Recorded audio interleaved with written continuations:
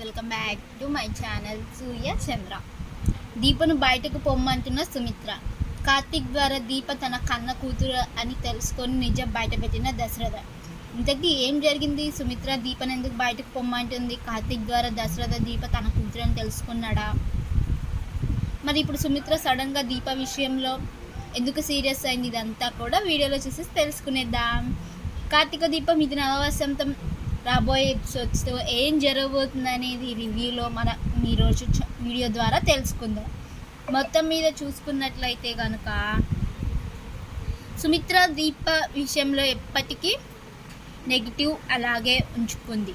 జోష్న అలా ప్రవర్తించడానికి కారణం, కాంచన విషయంలో జోష్న అలా చేయడానికి కారణం కూడా దీపే అని చెప్పేసి అనుకుంటుంది. దీప వల్ల జోష్న చాలా డిస్టర్బ్ అవుతుంది. దీప మీద గెలవాలని పంతంతో ఏదేదో చేస్తుందని ఆలోచనలో సుమిత్ర ఉంటుంది. అందుకోసమే అని చెప్పి అసలు దీపని ఇక్కడ ఉండకుండా చేయాలంటే ఖచ్చితంగా తను ఒక గట్టి నిర్ణయం తీసుకోవాలనుకుంటుంది సుమిత్ర. అలా అనుకున్నటువంటి సుమిత్రకు ఇంకా దీపను తన గదికి పిలుస్తుంది. దీపని అంతటి నువ్వే ఇంటి నుంచి వెళ్ళిపోతే చాలా మంచిది, లేకపోతే నేనే ఈ ఇంటిని వదిలి వెళ్ళిపోతా అని సుమిత్ర బెదిరించడం స్టార్ట్ చేస్తుంది. ఆ మాటలకు దీప అయితే, ఇప్పుడు నేను ఏం చేశాను అమ్మగారు? మా అమ్మ నాన్నను నేను ఒక పక్కనే ఉంటున్నాను, మీ గదికి రావట్లేదు, మీతో కూడా మాట్లాడట్లేదు అని చెప్పి అంటుంది. అయినా సరే నాకు మాత్రం నువ్వు ఇక్కడ ఉండడం ఇష్టం లేదు. ఒకవేళ నువ్వు మానను వెళ్ళను అంటే నేను నిన్ను ఇక్కడ నుంచి పంపించడానికి ఎంత దూరమైనా వెళ్తాను, ఏం చేయడానికైనా సిద్ధపడతాను అని చెప్పి అంటుంది. అమ్మ నేను మాత్రం ఇక్కడ నుంచి కదలను, దయచేసి ఒక్క విషయంలో మీరు నన్ను క్షమించండి అని చెప్పేసి అంటూ దీప తన గదిలో నుంచి సుమిత్ర గదిలో నుంచి బయటికి వచ్చిపోతుంది. అలా వెళ్ళిపోయిన తర్వాత సుమిత్ర ఆలోచనలో పడుతుంది.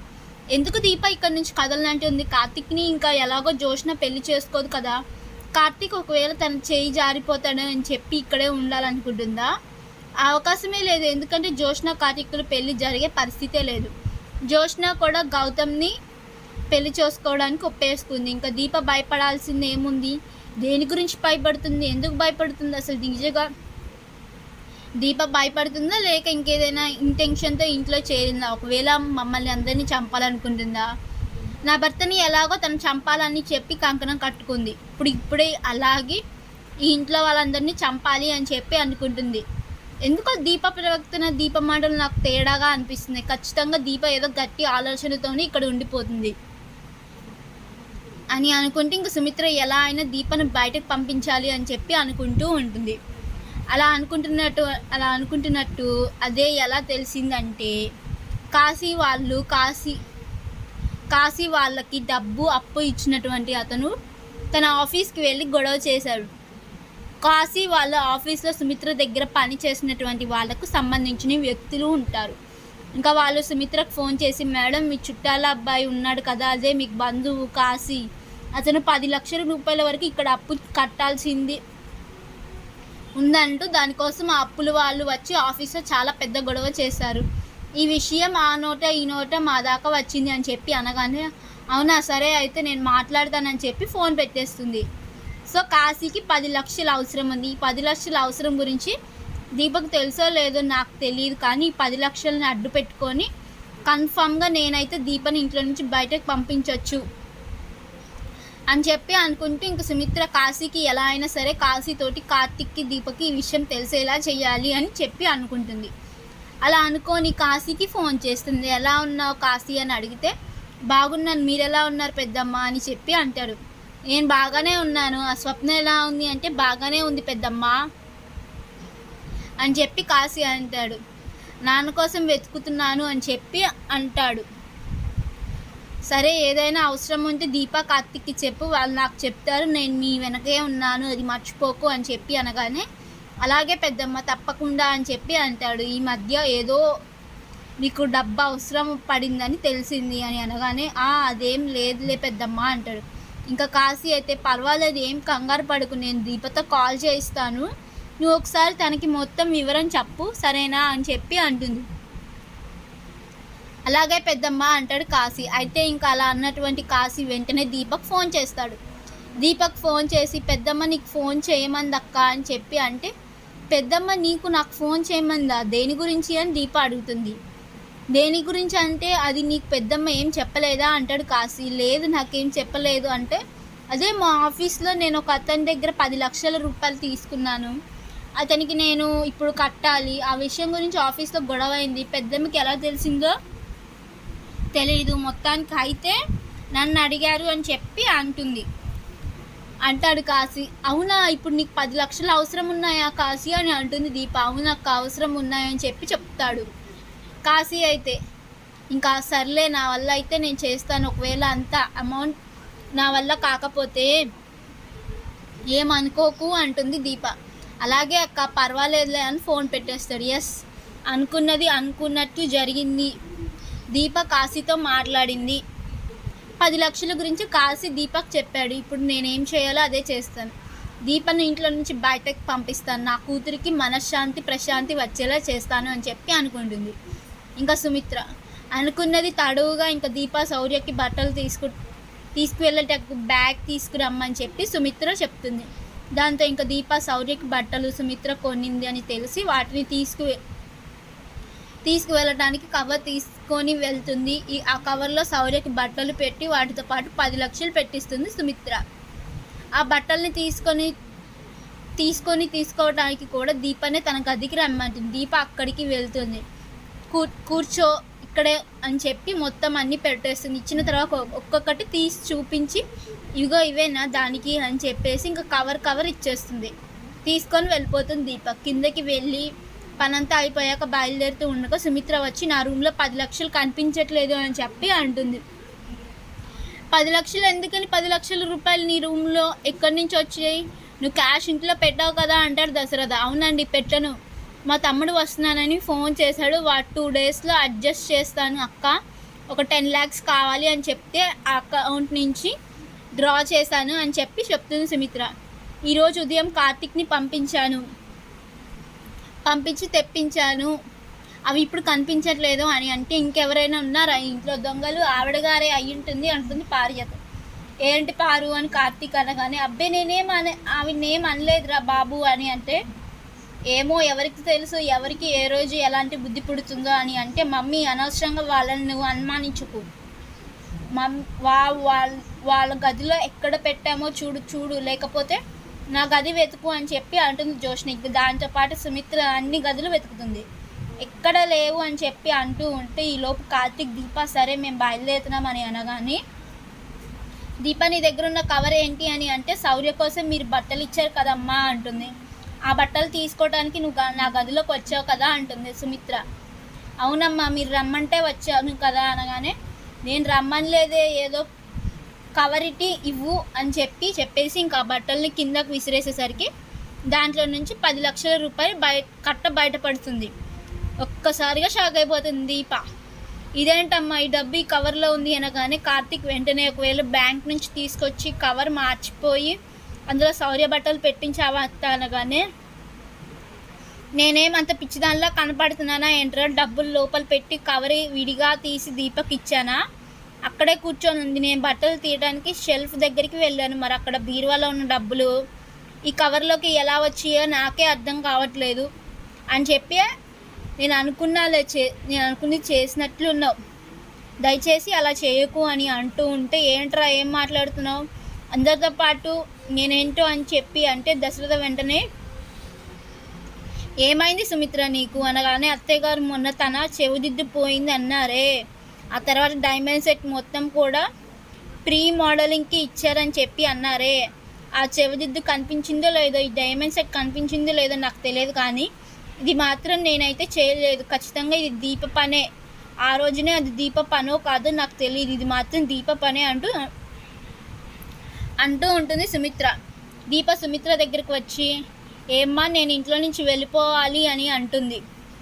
ఇదేంటి నన్ను అలా అడుగుతున్నావు అని సుమిత్ర అనేసరికి, ఏమో నన్ను ఇంట్లో నుంచి పంపించడానికి వేరే ఏ దారి లేక ఈ దారి ఎంచుకున్నారేమో అనగానే, ఏమో నీ తమ్ముడు కాశీ ఫోన్ చేసి నీకు డబ్బులు కావాలని చెప్పినట్టున్నాడు కదా అని అంటే, అవును చెప్పాడమ్మా అంటుంది దీప.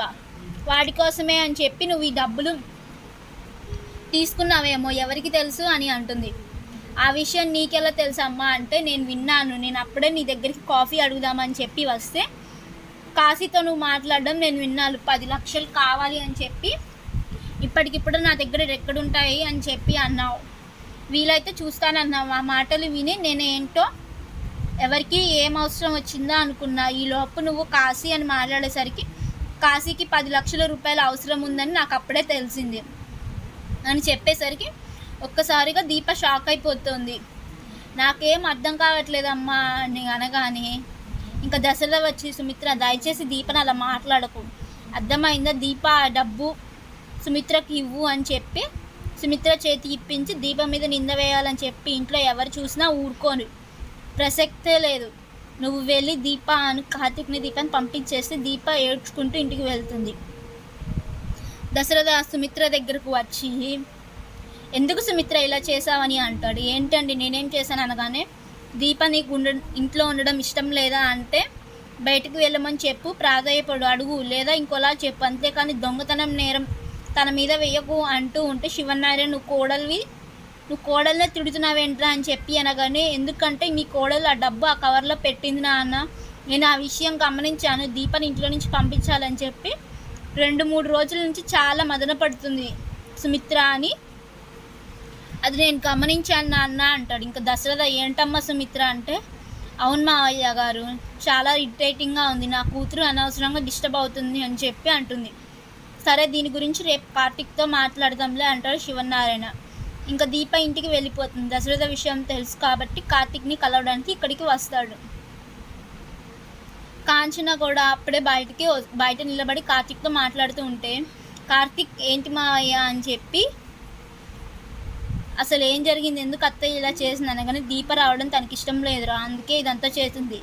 దీపకైనా అంత పట్టుదల దేనికి, వదిలేయచ్చు కదా, ఇంటికి రాకుండా ఉండొచ్చు కదా అని చెప్పి అంటే, ఎలా ఉంటుంది మావయ్య చెప్పు, ఎలా ఉంటుంది, తనకు తెలుసు విషయం అలాంటిదో, అందుకోసమే తను మీ ఇంటి చుట్టూ పట్టుకొని వేలాడుతుంది, మిమ్మల్ని చూడకుండా ఉండలేకపోతుంది, మిమ్మల్ని కాపాడుకోవడానికి ఆ ఇంటికి వస్తుంది అని చెప్పి అంటే, విషయం అలాంటిదే ఏంటో ఆ విషయం అని చెప్పి అనగానే, అదే నేను చెప్పలేను మావయ్య అంటాడు. చెప్పలేరా, ఎందుకంటే ఇలాంటి పరిణామాలు ఇంకా చోటు చేసుకోవచ్చు, ఏదో ఒక రోజున నిజంగానే దీప దొంగతనం చేసింది అని నిరూపణ కావచ్చు, అప్పుడేం చేస్తావు చెప్పు అని అనగానే, మావయ్య నాకు తెలియదు అంటే, దానికి బదులు నువ్వు ఇప్పుడు చెప్పడమే మంచిది, ఏం జరిగిందో చెప్పు కార్తిక్ అంటూ ఉండగానే దీప అక్కడికి వచ్చి బయట నుంచి ఇంకా వాళ్ళిద్దరు మాట్లాడుకుంటున్నారు, లోపలికి వెళ్ళిపోదాం, ఏం జరిగిందంటే, దీప ఆ ఇంటికి రావడానికి కారణం ఖచ్చితంగా ఆ ఇంట్లో ఉండే తన బండి మడ్డించుకోవాలి అనుకోవడానికి కారణం నిన్ను, అత్తయ్యని, తాతని కాపాడుకోవడమే తన లక్ష్యం. ఈ ముగ్గురిని జాగ్రత్తగా ఆ విషపు కూరల్ని చుక్కుకోకుండా కాపాడుకోవాలని మేమిద్దరం అక్కడికి వస్తున్నాం అనగానే, ఏ ఉచ్చు ఎవరేమి విషపు కూరలు అక్కడ ఉన్నది, నా కూతురు కదరా అనగానే, నీ కూతురు అని చెప్పి ఎవరన్నారు మావయ్య, తను నీ కూతురు అవునో కాదో నీకు తెలియదా కదా అని చెప్పి అంటాడు. నాకు తెలియకపోవడం ఏంట్రా కార్తిక్ అని చెప్పి అంటే, అవును మావయ్య, తను నీ కూతురు కాదు, కన్న తల్లిని గుర్తించలేకపోయింది, ఇంకా నువ్వు ఎలా గుర్తిస్తావు చెప్పు, నువ్వే కన్న తండ్రివి, ఆ పేగు తెంచుకొని వచ్చిన బిడ్డ ఎవరు అనేది సుమిత్రకు తెలియనప్పుడు తను ఇదిగో మీ బిడ్డ అని చెప్పి మీకు ఎలా తెలుస్తుంది చెప్పు అంటే, ఏం మాట్లాడుతున్నావు నాకు అర్థం కావట్లేదు కార్తిక్ అంటాడు దశరథ. ఏం మాట్లాడుతానో చెప్తాను మావయ్య విను అని చెప్పేసి దాసు మావయ్యకి ఫోన్ చేస్తాను, ఒకసారి మాట్లాడు అని దాసుకి ఫోన్ చేస్తాడు. దాసుకు నువ్వు ఫోన్ చేయడం ఏంటి, దాసు ఎక్కడున్నాడో నీకు తెలుసా అని చెప్పి అంటూ ఉంటే, తెలుసు దాసుని ఎక్కడ పెట్టాలో అక్కడే దాచిపెట్టి ఉంచాను అని చెప్పేసి ఇంకా అంటాడు కార్తిక్. దాంతో ఒక్కసారిగా దశరథ షాక్ అయిపోతాడు. ఎందుకురా ఇదంతా నాకు అసలు ఏం అర్థం కావట్లేదు అంటూ ఉండగానే ఈలోపు కాశీ గబగబా అక్కడికి వస్తాడు. బావా దయచేసి నన్ను క్షమించు బావా, అక్కడ జరిగిందంతా తెలిసింది, సుమిత్ర పెద్దమ్మ ఇలా చేస్తుంది అనుకోలేదు అనగానే, ఏం జరిగిందిరా అంటే, ఉదయం నాకు ఫోన్ చేసింది, నీకేదో ప్రాబ్లం వచ్చిందంటగా నాకు తెలిసింది, అవును 10 లక్షల రూపాయలు నేను అప్పు చేశాను, దాని గురించి గొడవ అని చెప్పి, సరే అయితే దీపక్కకు ఫోన్ చేయండి, నేనే ఫోన్ చేశాను దీపక్కకు, నాకు వీలైనంత సర్దగలను, లేకపోతే లేదు, నీకు తెలిసిందేగా అది, సరే అక్క పర్వాలేదు అన్నా. ఫోన్ పెట్టేశాను, అక్కడికి ఫోన్ చేసింది డబ్బు కోసం కాదు, ఏదో ఊరిట లభిస్తుంది అక్క దగ్గర, ఊరట లభిస్తుంది అక్క దగ్గర అని చెప్పి ఫోన్ చేశాను. సుమిత్ర పెద్దమ్మ డబ్బు తెప్పించి పని కట్టుకొని అక్క బ్యాగ్లో పెట్టి మరి అక్క ఇలా చేసిందని చెప్పి అందరిలో నిరూపించాలనుకోవడానికి కారణం ఏంటో నాకు తెలియట్లేదు అంటూ ఉంటే, మీ అక్కని ఇంట్లో నుంచి బయటకు పంపించాలని, ఇంకా కాదులే నువ్వు వెళ్ళు అంటూ ఉండగానే ఈలోపు దాసు కార్తీక్ చేసినప్పుడే ఫోన్ లిఫ్ట్ చేయడు కదా, ఇప్పుడు దాసు కాల్ చేస్తాడు. ఇంకా అప్పుడు ఫోన్లో దాసు అని పడేసరికి ఇటు నుంచి కాశీ అదే చూస్తాడు. దాసు అని పడింది ఏంటో దాసు మావయ్య అంటే, నాన్న ఫోన్ చేసినట్టున్నారు, నాన్న నీకు ఫోన్ చేయడం ఏంటి, నాన్న దగ్గర నెంబర్ లేదు కదా, మరి నాన్న నెంబర్ నీ దగ్గర ఫీడ్ అయ్యింది ఏంటి, నాకు అర్థం కావట్లేదు అంటాడు కాశీ. ఇంకా లిఫ్ట్ చేయి కార్తీక్ అని చెప్పి దశరథ అనేసరికి, నువ్వు మాట్లాడు మావయ్య అని చెప్పి ఇస్తాడు. ఇంకా దాసు దశరథతో మాట్లాడతాడు, విషయం మొత్తం చెప్తాడు. ఒక్కసారిగా షాక్ అయిపోతాడు దశరథ. అలా షాక్ అయిన తర్వాత సరే జాగ్రత్త దాసు ఉంటాను అనగానే, ఇంకా కాశీ అంటే నాన్న ఎక్కడున్నారో నీకు తెలుసా బావా అని చెప్పినట్టయితే, అవును తెలుసు, నువ్వు కంగారు పడుకు, మీ నాన్న ఇక్కడే ఉంటే ప్రమాదం, మీ నాన్న చుట్టూ తిరుగుతూ ఉంటుంది, ఎప్పుడు ప్రాణాలు గాల్లో కలిసిపోతాయో తెలియదు, ఈ విషయం నీకు తెలిసినా ఎవరికి మీ పారిజాతం నాయనమ్మకు కానీ మీ జోష్న అక్కకు కానీ అస్సలు తెలియనివ్వకు, అర్థమైందా అంటాడు కార్తీక్. అర్థమైంది బావా అని చెప్పి అంటే, నేను మాట్లాడతాను నువ్వు వెళ్ళు అని అంటూ ఉంటే, స్వప్నకు కూడా చెప్పకు అని చెప్పి చెప్తాడు. స్వప్నకు తెలిస్తే మీ నాన్నని చంపేస్తారా అని చెప్తే, సరే నేను చెప్పనులే నువ్వు వెళ్ళు అని చెప్పి పంపించేస్తాడు. ఇంకా తన తండ్రి సేఫ్గా ఉన్నాడని చెప్పి తెలుసుకొని కాశీ చాలా హ్యాపీగా ఇంటికి వెళ్ళిపోతాడు. ఇంకా అక్కడ దశరథ ఇదంతా తెలుసుకొని ఒక్కసారిగా షాక్ అవడమే కాదు, అసలు ఎలా జరిగిందిరా కార్తీక్, నాకు అస్సలు అర్థం కావట్లేదు, ఎందుకు ఇలా చేసింది, మా పిన్నికి ఏం తక్కువ చేశాంరా, నాన్న అంటూ ఉంటే అన్నీ ఎక్కువ చేసి పెద్దయిన ఆవిడ చేతికి ఇవ్వలేదంటే అందుకోసమే జోష్న నాయనమ్మని మర్చిపోలేదంట, అందుకోసమే అంటూ ఉండేసరికి సరే అయితే రేపొద్దున్నే మీరందరూ ఇంటికి రండి అని చెప్పేసి అక్కడి నుంచి దశరథ వెళ్ళిపోతాడు. అలా వెళ్ళిపోయిన తర్వాత ఇంకా ఉదయాన్నే లేచి ఇటు అటు తిరుగుతూ ఉంటే, ఏంటంటే టిఫిన్ కూడా చేయకుండా అటు ఇటు తిరుగుతున్నారంటే, టిఫిన్ పెట్టడానికి నా కూతురు ఇంకా రాలేదేంటా అని చూస్తున్నాను అంటాడు. మీ కూతురు పైన ఉంది, అదే రోజు మీకు టిఫిన్ పెట్టిద్ది అనగానే, నా కూతురు పైన లేదు ఇప్పుడే వస్తుంది అంటాడు దశరథ. ఏం మాట్లాడుతున్నారంటే ఉంటే దీప లోపలికి వస్తూ ఉండగా, దామ్మ దీప ఇంతసేపు ఏంటి ఏమైంది అంటూ కంగారు పడంగానే, త్వరగా టిఫిన్ చేయిపెట్టు ఆకలి దంచేస్తుంది, మీ అమ్మని అడిగి పెట్టించుకుందాం అనుకున్నా కానీ వద్దని చెప్పి నువ్వు వచ్చి టిఫిన్ చేస్తే తినాలి అని చెప్పి కూర్చున్నా అంటే, అదేంటి సార్ నా కోసం కూర్చోవడం ఏంటి అంటే, నీ చేతి వంట చాలా బాగుంటుందమ్మా అని చెప్పి కూతురు అంటారేంటి నాకు అర్థం కావట్లేదు అంటుంది సుమిత్ర. దీపనైతే నువ్వు ఇంట్లో నుంచి వెళ్ళిపోవాలి అని చెప్పి అనుకున్నావు, అవమానించాలి అనుకున్నావు, దీపనైతే నువ్వు ఎప్పుడు కూడా ద్వేషిస్తూ ఉన్నావో, కామ్గా అమృతం లాంటి భోజనం పెట్టిన అన్నపూర్ణ లాంటి దీపను నువ్వు మెచ్చుకోలేక ఎలా బాధపడ్డావో ఆ దీపే మనకు అన్న కూతురు అని చెప్పి అంటాడు దశరథ. ఏం మాట్లాడుతున్నాను, మన కూతురు ఏంటి, మన కూతురు జోష్న, మీ మనసుని ఎవరో మార్చేశారు, మీ ఆలోచనలు ఎవరో మార్చేశారు, దీప మీ కూతురు అని చెప్పి ఎవరు మీకు కావాలని చెప్పారు, ఎవరు కట్టు కదా నమ్మరండి మీరు అంటూ ఉంటే, అప్పుడు దశరథ సుమిత్రతోటి జరిగింది మొత్తం చెప్తాడు. విని షాక్ అవుతుంది సుమిత్ర. అంటే ఇప్పుడు మన ఇంట్లో ఉన్నది అనగానే మన కూతురు కాదు, దాసు కూతురిని తీసుకొచ్చి మన పిన్ని ఇంటి వారసురాలు చేసింది అనగానే ఒక్కసారిగా సుమిత్ర షాక్ అయిపోతుంది. ఇంకా దీప నువ్వు పక్కకి అలా చూస్తూ, నన్ను క్షమించి దీప, అనవసరంగా నిన్ను బయటకు పంపించడానికి ఆ పని చేస్తాను అని అంటూ ఉంటే, పర్వాలేదమ్మా అని చెప్పి అంటూ ఉంటుంది. తల్లి బిడ్డని క్షమాపణ కోరచ్చా చెప్పు, నువ్వు నన్ను ఆశీర్వదించాలమ్మా, జీవితాంతం సంతోషంగా ఉండమ్మా అని ఆశీర్వదించి చాలు, అంతకుమించి నేనేం కోరుకోవట్లేదు అని చెప్పి అంటుంది దీపను దగ్గరికి తీసుకుంటుంది సుమిత్ర. చూద్దాం మరి రాబోయే ఎపిసోడ్స్లో ఏం జరగబోతుందో. వీడియో నచ్చినట్లయితే లైక్ చేసి వీడియోని షేర్ చేయండి, అలాగే సబ్స్క్రైబ్ చేసుకోండి, పక్కనున్న బెల్ ఐకాన్లో ఆల్ టైప్ చేయడం మర్చిపోకండి. Thank you.